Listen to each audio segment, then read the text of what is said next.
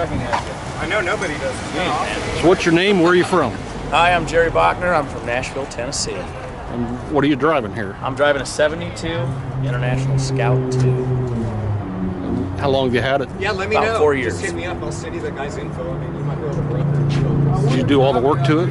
I've done some work to it. I've had Doug Scott down here in Tennessee do some work to it as well. Installed the lift kit on there.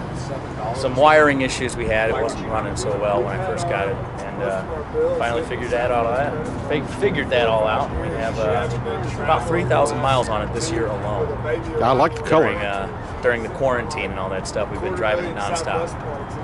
Yeah, a lot of people were working on them when they were stuck at home. Yep. Yeah. So we were enjoying it during quarantine because we finally had it all fixed up. Well, thanks for showing us. Absolutely. I'm going to walk Thank around you. it.